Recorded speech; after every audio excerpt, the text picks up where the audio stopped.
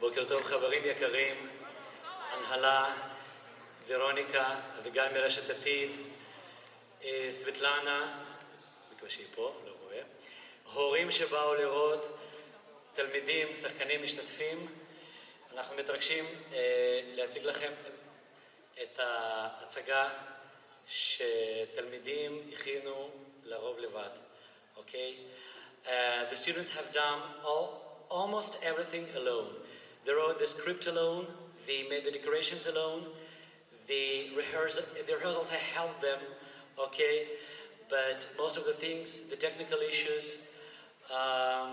okay, were done by the students. So they made lots of efforts, and I hope you will appreciate it. Let's start. Thank you.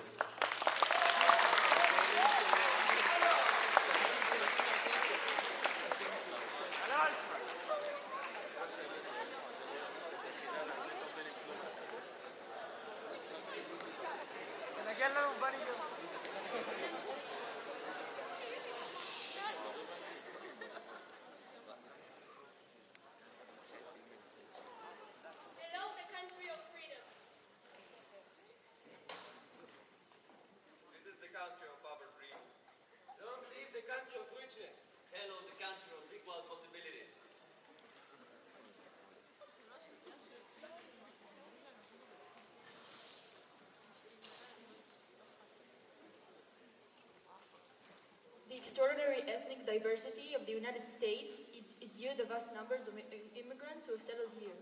Many Americans today grew up listening to stories from their parents or grandparents about what it was like to come to a new country and struggle to build a life for themselves and their families.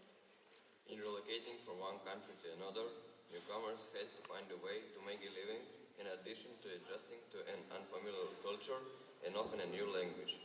Through expressive novels, short stories, poetry, plays, biographies, and memoirs. The books on this list describe the immigrant experience by those who have lived it.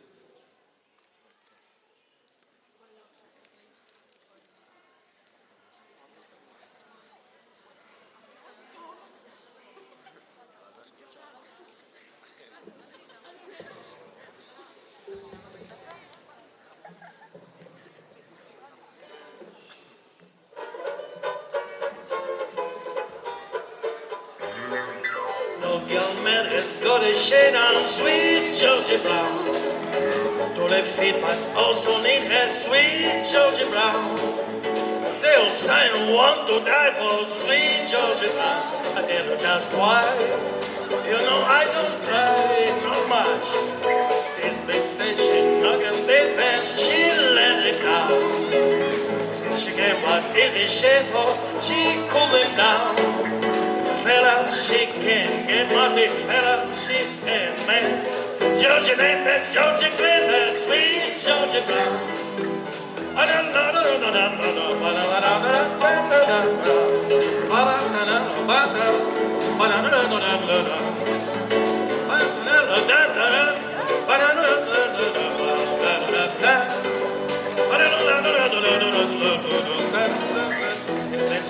Looking there, she let it down. Since she came up easy shaver, she kept it down. Fellas, she can get money, fellas, she and man. Georgia ain't that Georgia Glen, that sweet Georgia Brown.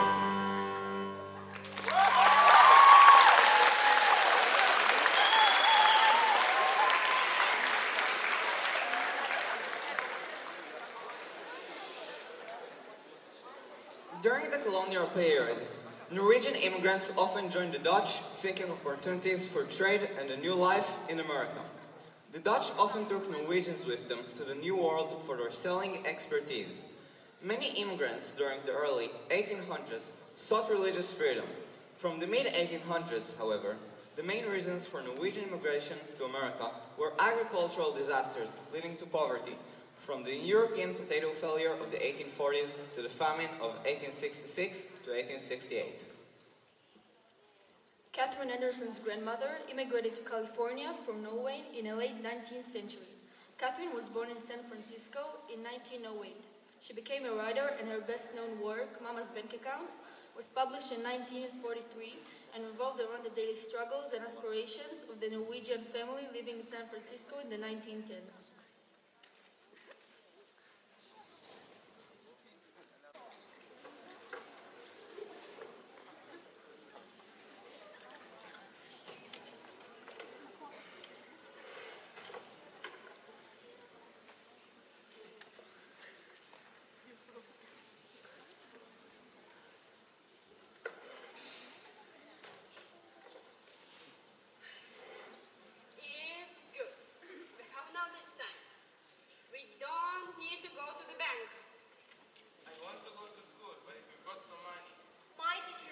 I need a notebook. We don't need enough money, but we should not need to go. But we should not use the bank account. I can work in John's store after school. I can look after the neighbor's children on Fridays. Is good. Have enough.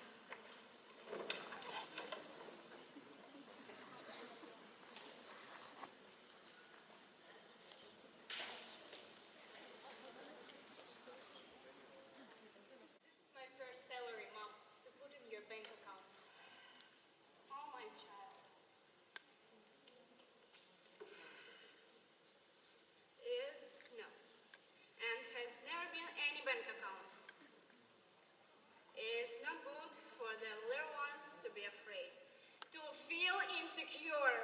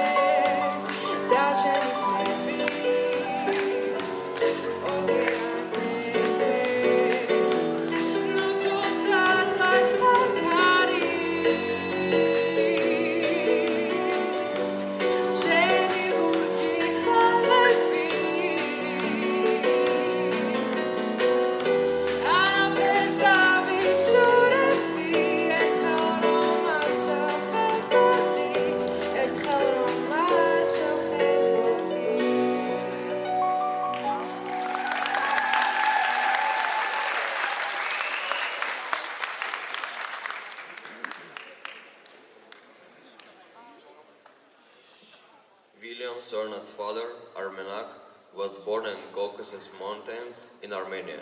He was a preacher, poet, and philosopher for home Armenian language, and the church's role in preserving family rules were very important.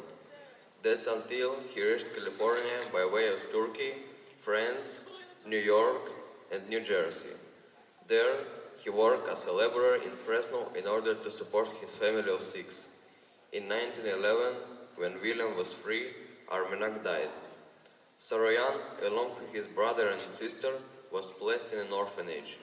5 years later, the family reunited in Fresno, where his mother had already secured work. Many of William Cerna's stories reflect the ancient Armenian and Persian culture which he got from his parents. One of them is a folk tale, The Rug.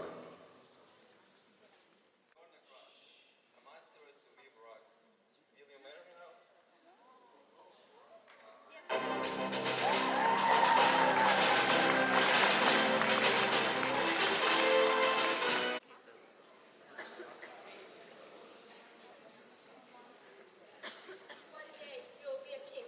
A king should know his people. Go out into the city and see how your people live. Yeah, sure.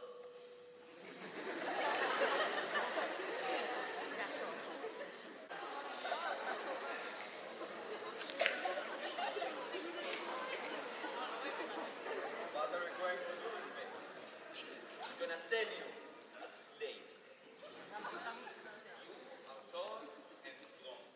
For a young man like you, you can get 1,000 points or more. You underestimate my power. If you let me work for you, I will make you rich.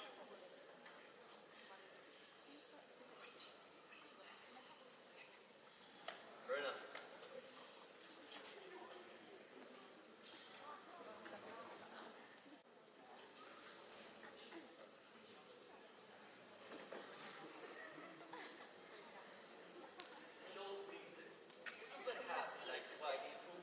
Yeah, sure.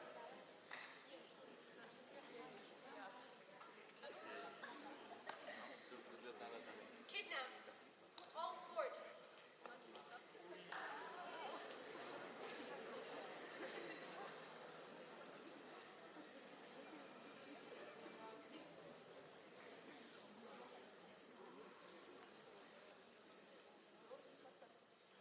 See? Every man should learn to craft.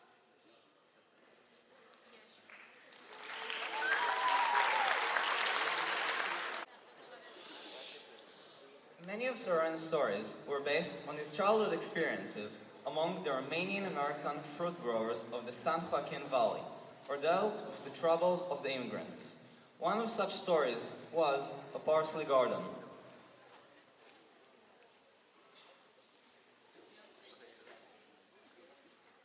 I have nails, but I don't have a hammer. What do you think you're doing? I didn't mean to steal it. I just did it, and I haven't got any money to spend. Just because you haven't got any money doesn't mean you can steal it. I should figure over the handle. Go out and don't come back until you have some money to spend.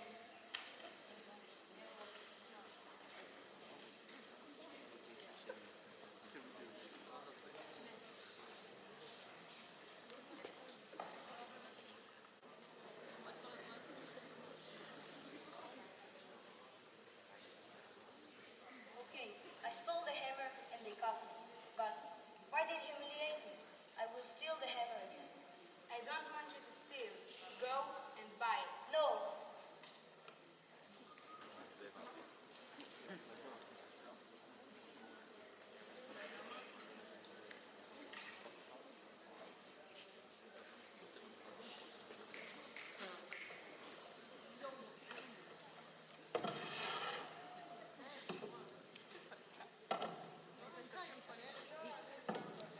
Here, take this. Will you stack this jar? No.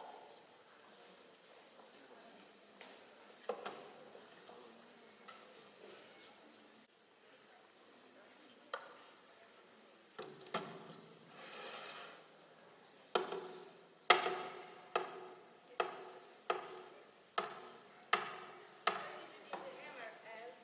I worked for it, but I didn't take the money or the job. Why not? I will never work for people who humiliate me.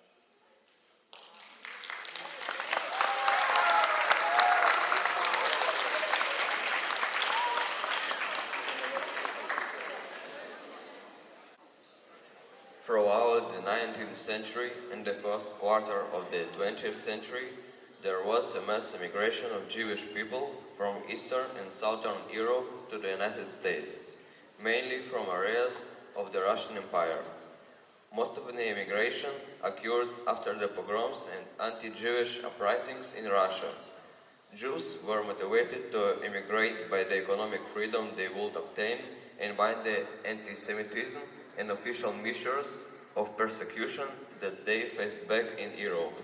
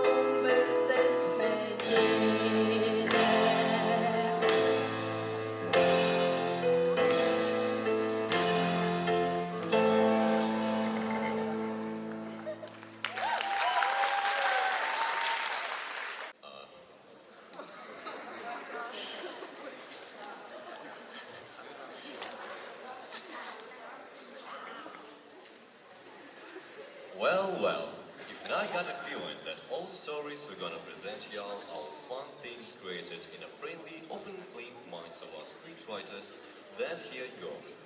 So, one day in 1913, somewhere in the depths of New York, Bernard Mount was born. He was the kid of Jewish immigrants, born as the son of a shopkeeper. He always tried his best to help his father at work, which is, to be honest, quite impressive for a kid, and same with the main character of his story. As son was reading, living in a small immigrant community, he was obsessed with books from a young age, but unlike the character, he really read all. Let's keep all these boring parts about his childhood and jump right into a Great Depression. Everyone's life was tough, but Jewish lives were never easy, and of course, especially at that time. Always helping here and there, trying to be as helpful as the kid could be, he helped his family to literally survive at that time. So, right here, little Bernard got overdosed with despair and sorrow for the first time, and then he started to sublime it. He wrote a lot of different novels and stories, including a few that became iconic in Jewish community. Some people are still using his quotes, like, for example, "Life is a tragedy full of joy," my personal favorite. One of his works was the Summer's Reading.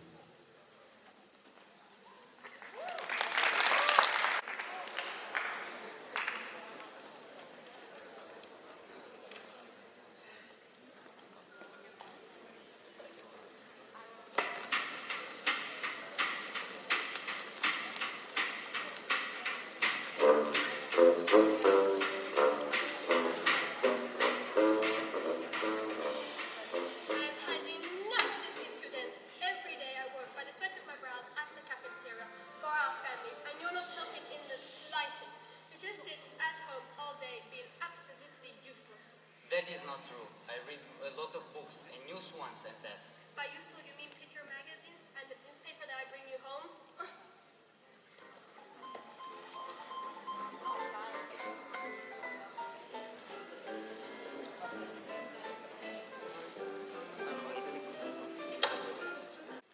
What are you doing with yourself this summer? Nothing much. I'm just waiting for a job.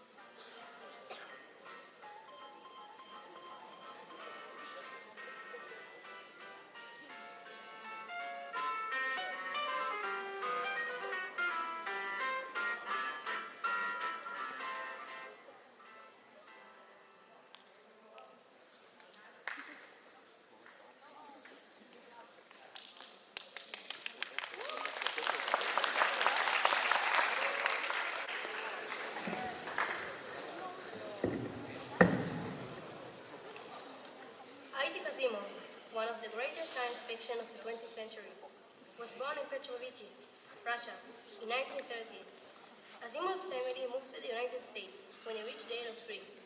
His parents owned a candy store, which they sold magazines and newspapers, which made him love writing, as he would read them in his free time. However, at first, his father forbade reading pulps, as he considered them to be trash, until Asimov persuaded him that because the science fiction magazines contained the word science in the title, they must be educational.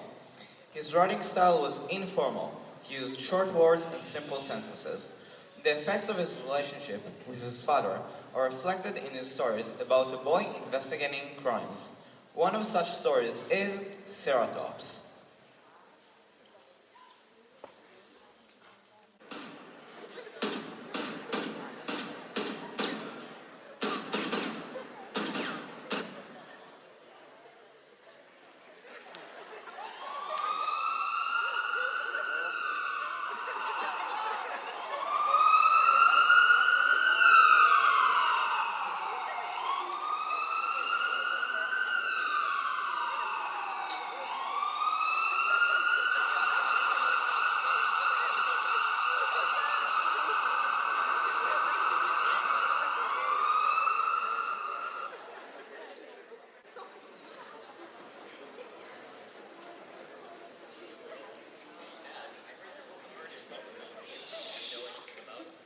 Yes, the man that was killed was a part of a gang that robbed the juvenile store 2 weeks ago. There was still one guy. There was still one guy of a whole $30,000 that is still missing, and we haven't called all the leads yet.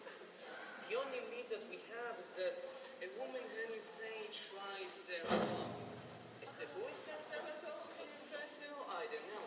But surely he won't come to me himself and tell me. He kicked the bucket shortly afterwards. He was probably trying to cheat the two men, but they caught up to him and injured him badly. It seems as if they were looking for something. Maybe he has a family member named Ceratops. Have you tried the phone books? Who do you take the police for?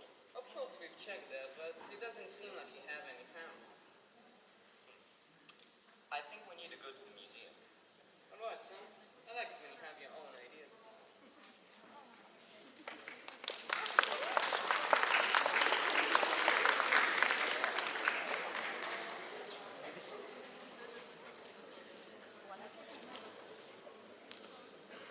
I think we should take a closer look at that.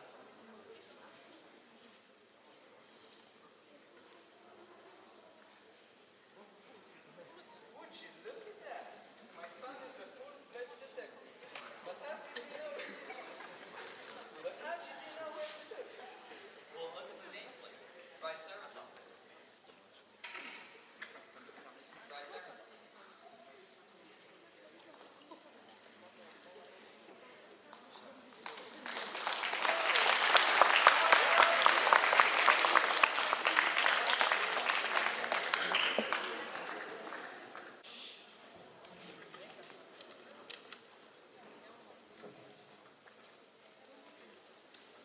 Isaac Bashevis Singer was a Jewish author who wrote in Yiddish language. He wrote about the life of the Jews in Shtetl, a small village Jewish town in Poland and Russia in the 19th century, and about Jewish traditions and customs. In 1935, Singer immigrated to the United States. He won Nobel Prize for Literature in 1978.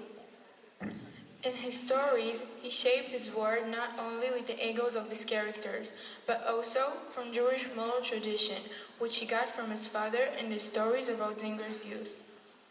There was a contrast between the life his heroes lead and the life they feel they should lead. In 1966, he wrote one of his famous stories, Zlata the Goat.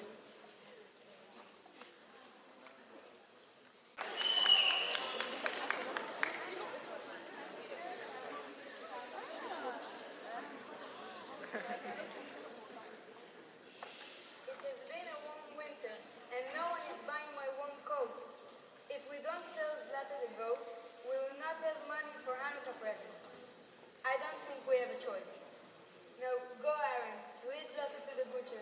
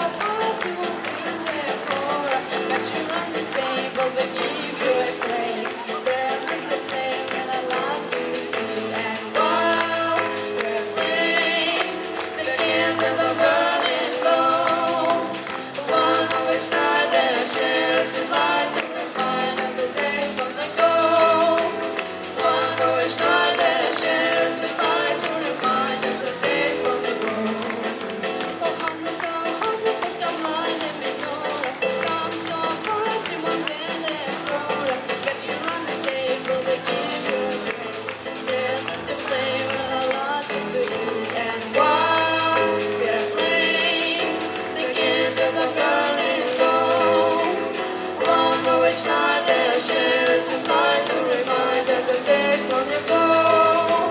One orange night that shares with light to remind us of days long ago. Oh, Hanukkah, come blind and be more.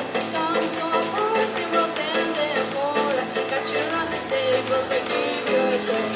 There's to play, really love is to eat. And while we're playing, the candles are burning low. One orange night that shares with light to remind us of days long ago. One orange night that shares with light to remind us of days long ago.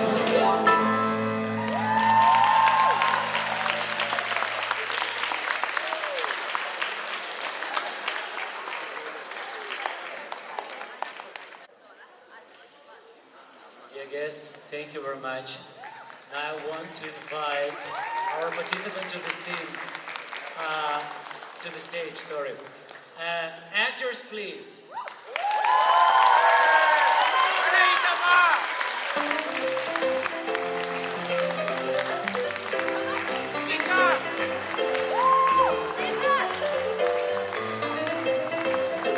Props and decoration team.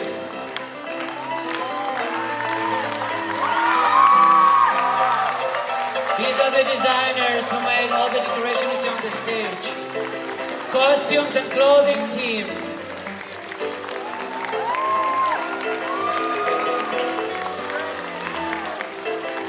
Announcers.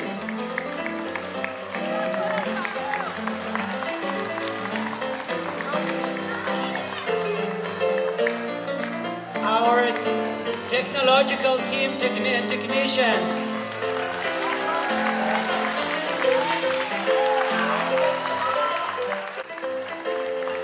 And of course, our amazing band with the musician director Yuli Kushner.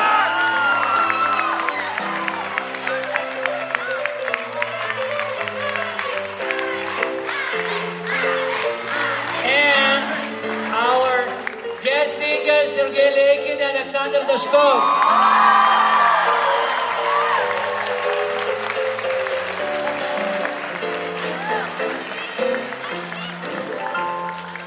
Thank you very much, everyone.